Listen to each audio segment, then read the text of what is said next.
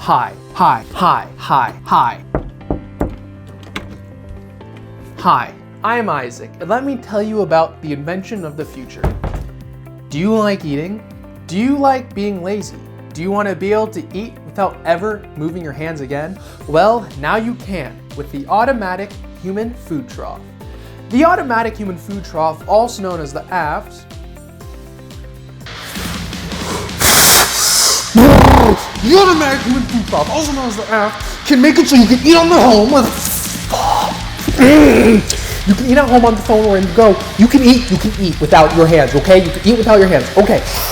With the revolutionary design, you can now activate it by screaming. You can scream into the thing, so you can scream into the thing and it spins the motors and then you get food. Buy now for $69.99, 6 payments, 6 cents of shipping for $420. Ha! I know it doesn't make much sense. Why would anyone want to use a robot to help them eat without their hands, let alone build one? It's a big waste of time. But actually, it's to help save time. Believe it or not, the average American over the age of 15 spends roughly 60 to 70 minutes primarily eating, an additional 85 minutes or so eating and drinking while multitasking. If you're eating a sandwich while typing, you're typing, so technically you're still working. Or if you're eating a bag of chips while biking up a hill, you're biking up a hill while eating. You're not devoting all of your time and energy into eating. Now, the 60 to 70 minutes, on the other hand, is devoting all of your time to eating and or drinking, because you have to focus all of your energy into eating the meal. But if you're using the Human Food Trough, you have both of your hands free. So in fact, you could be more productive than you could be while multitasking. I'm gonna be honest, I'm not too proud about this robot's coding. I had a lot of issues technically, and I just couldn't get around it because I really wanted to finish this video by my birthday, which was earlier in December, and I still failed that. So way to go me. The coding is essentially the same as my sunglasses. It uses the servo and it just uses a different type of sensor, but it's all different hardware and shelling. If you'd really want to see the coding though, here is the sound sensor coding. It's just trying to find sound. That's literally all it is. And once it hits a certain threshold in what it's reading, it will tell the servo, which is here, it will tell the servo to move this much degrees, which has a spoon and a rod connected to it, which will fling food into my face. Oh yeah, also I had to calibrate the sound sensor within the code.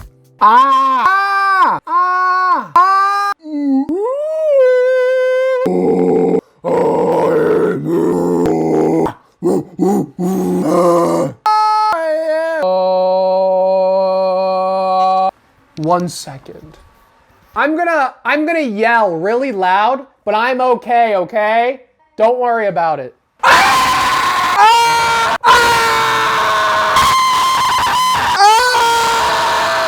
On to the hardware. The first steps I actually had to take in making the robot was actually 3D designing the basic parts in Fusion 360.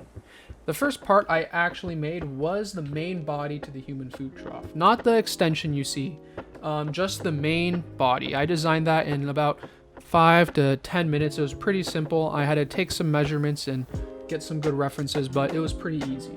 Then the second thing I made was the side clips that's gonna be attached to my face with the hole so I could tie it around the back of my head. And then the last things I printed was you didn't really need, but it was the rod, which was needed, that goes on the servo. Then I printed the rod attachment, which I didn't really need, but I just did it anyways. And then the hole for the rod so it doesn't fall all the way down. And that's pretty much it. It was pretty easy to 3D design. It was pretty basic. Just when I first printed the big main body, I wish I measured out the length more because I was like 1.5 inches, give or take off. So I had to print another part, but otherwise than that, it was actually pretty easy. I actually had a pretty fun time. Just another thing is actually the side pieces. I actually had to do a couple models you'll see here. It was easy. It wasn't impossible. It was just a lot of testing and it took a lot of time because 3D printing isn't fast, but it was actually really fun. I think I learned a lot, and I thought it was amazing. But the really sucky part of the hardware was putting it together, because I burnt myself a lot. It's been 3 to 4 weeks, and I did I found out there was 2 main issues. Number 1, the spoon was too long physically.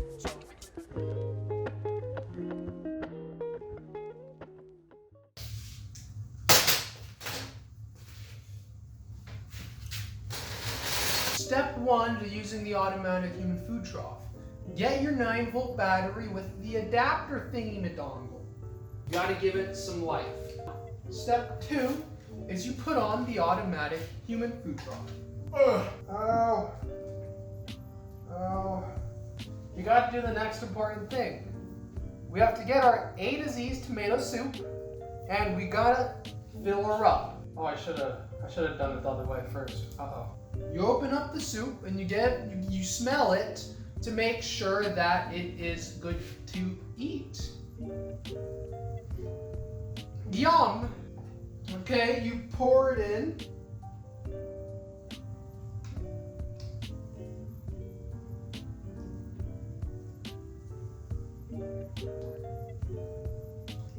Ah!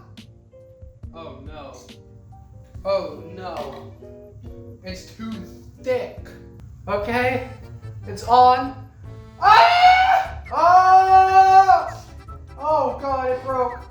Oh, it's a sign from heaven that I shouldn't be eating this. Ah! Oh, it worked. Ah! It's not working. Ah!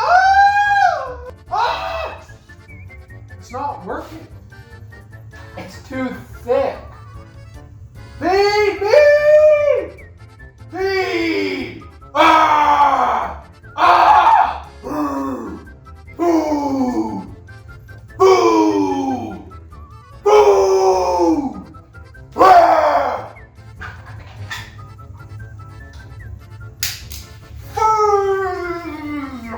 Ah! Food! Oh, it's not working. Food! Food! Food! Food! Food! Food! Food! Food! So maybe robots don't always work, and maybe some robots shouldn't ever exist like this one.